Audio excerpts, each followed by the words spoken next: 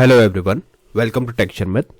आज के सेशन में हम रिएक्टिव फॉर्म से रिलेटेड एक और एग्जांपल देखेंगे जहां पे हम फॉर्म कंट्रोल के साथ में रिक्वायर्ड ट्रू वैलिडेशन इंप्लीमेंट करना है। ठीक है, तो इस सेशन में हम देखेंगे कि कैसे हम रिक्वायर्ड ट्रू वैलिडेशन को करते हैं, क्या उसका प्रोसीजर है, क्या क्या सिंटैक्स और स्ट्रक्चर हमें फॉलो करना चाहिए, और सारे जो इसके बेनिफिट्स हैं वो भी हम डिस्कस करेंगे। बट सेशन शुरू करने से पहले जस्ट एक रिकमेंडेशन है कि अगर अभी तक आप लोगों ने पहले वाले सेशंस नहीं देखे हैं तो आप पहले उनको देख सकते हो, क्योंकि जो पूरी प्लेलिस्ट है एक प्रॉपर सीक्वेंस और सिंक में है। तो अगर आप उसको सीक्वेंशियली फॉलो करोगे तो और भी ज्यादा इजी रहेगा आप लोगों के लिए ऑनगोइंग टॉपिक को समझना और उसको इंप्लीमेंट करना, क्योंकि अभी हमारी मेन प्रायोरिटी है रिक्वायर्ड ट्रू को समझना। बट उससे पहले आपको पता होना चाहिए रिएक्टिव फॉर्म क्या होते हैं, या उससे रिलेटेड जो भी हमने बाकी बेसिक वैलिडेशन करे वो आपको उसका आइडिया होना चाहिए। ठीक है, यहां तक क्लियर है। अभी हम बात करते हैं नेक्स्ट टॉपिक की, जो है मतलब आज का हमारा जो प्रोसीजर रहेगा वो क्या रहेगा, कैसे हम इस चीज को स्टडी करेंगे। तो इस टॉपिक को डिस्कस करने के लिए हम क्या करेंगे, सेम वे में प्रोसीड करेंगे, जहां पे सबसे पहले अपन इसकी रिक्वायरमेंट समझेंगे।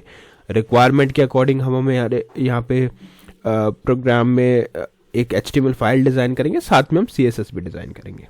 ठीक है, तो ये ओवरऑल हमारा प्रोसेस रहेगा। और एक चीज और, अगर आपको डिटेल्ड कंटेंट चाहिए तो आप लोग टेक्सचर में डिजिटल कोर्स बुक को भी रेफर कर सकते हो, जो फ्रीली अवेलेबल है आपके डिस्क्रिप्शन बॉक्स पे। वहां पे आपको more than 3000 plus free resources मिलेंगे, जो अवेलेबल होंगे हिंदी और इंग्लिश दोनों लैंग्वेजेस के अंदर। तो जैसा भी आपका कन्वीनियंस हो, जैसा भी आपका कंफर्ट हो, उस अकॉर्डिंग आप उन सेशंस को कंज्यूम कर सकते हो। वहां पे 3000 प्लस फ्री रिसोर्सेज हैं। ठीक है, ऑलराइट, तो अभी सेशन स्टार्ट करते हैं। देखो यहाँ पे सबसे पहले हमने एक मेन हेडिंग डाला है जिसमें लिखा है Angular course by Texture Math, और सेकंड हेडिंग में आज का टॉपिक डाला है reactive form in Angular form control with required true checkbox validation. ठीक है, तो अब हमें ये चेकबॉक्स वैलिडेशन वाला परफॉर्म करके देखना है।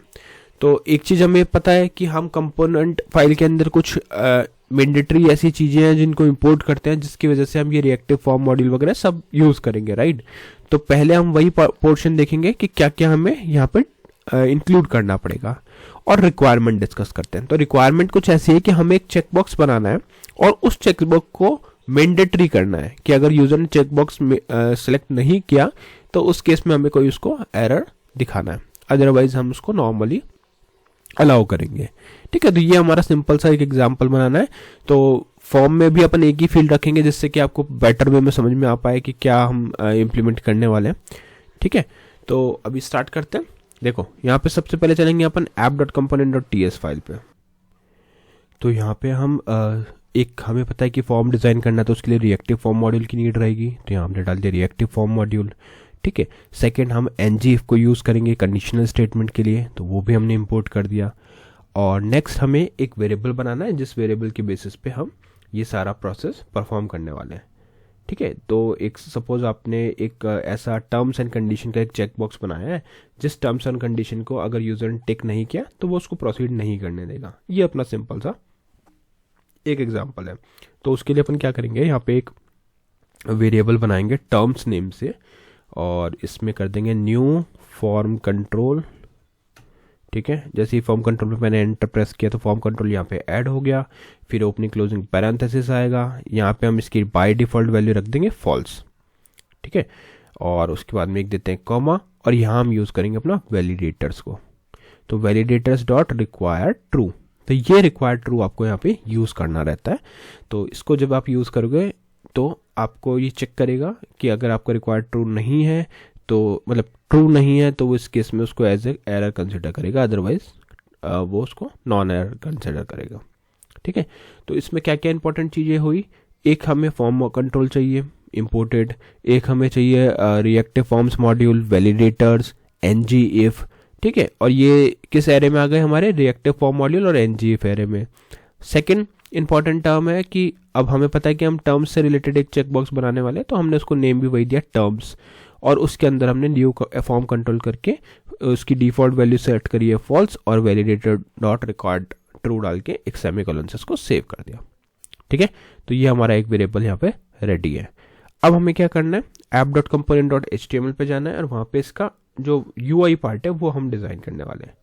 ठीक है, तो उसके लिए अपन क्या करेंगे, देखो एक हॉरिजॉन्टल रो ऑलरेडी बनाया हुआ है, और दो हेडिंग हमने डाली थी, तो एक और हॉरिजॉन्टल बनाते हैं रो जिसके बीच में हम हमारा पूरा फॉर्म डिज़ाइन करेंगे।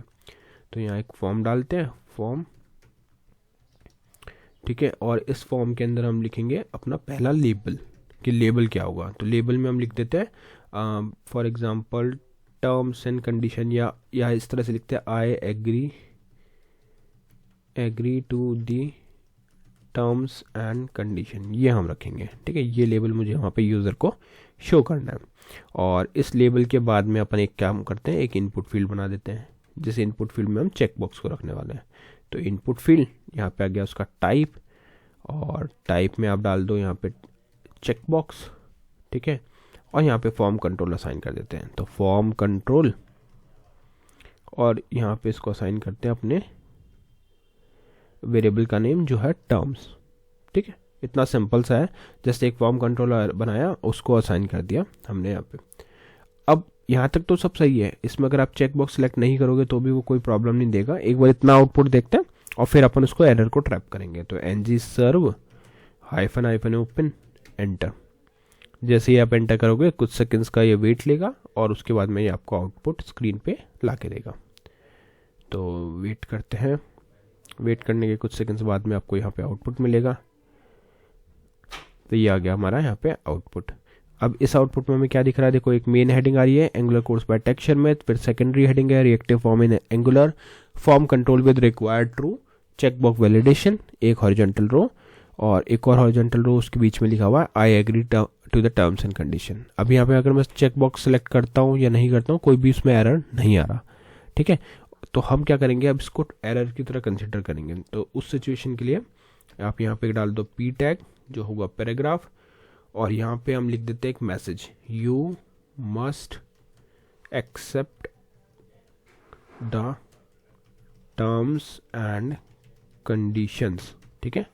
और इसके अंदर लिख देंगे यहाँ पे स्टार ngif इक्वल, यहाँ पे टर्म्स एंड कंडीशन को चेक करना है तो टर्म्स डॉट टच्ड, एक तो टच्ड होना चाहिए, एंड अब ये टच्ड वगैरह आपको पता होना चाहिए क्योंकि ये अपन ऑलरेडी डिस्कस कर चुके हैं। इसीलिए मैंने आपको सिक्वेंशियल कंटेंट देखने को कहा था, क्योंकि वहाँ पे ये पूरा हमने डिटेल में डिस्कस किया था, ठीक है। और यहाँ पे लिख देंगे क्या, इसका रिक्वायर्ड, ये आ गया रिक्वायर्ड। अभी इसमें एक सिंगल कोट मिसिंग है, वो सिंगल कोट डाल देते हैं। तो ये इस सिचुएशन में आपको you must accept the terms and condition वाला एरर दिखाएगा। अभी रिफ्रेश किया, कोई भी सिलेक्टेड नहीं है, टच किया, इसको अनटच किया, यहाँ पे टच करते हैं, ओके, इसमें इश्यू है कुछ। एक बार फिर से इसको चेक करते हैं अपनी कंडीशन को, स्टार ngif हमने डाला, यहाँ हम देख रहे हैं terms dot touched $% terms dot error $? Required, required true तो नहीं होगा इसमें, एक बार चेक करते हैं।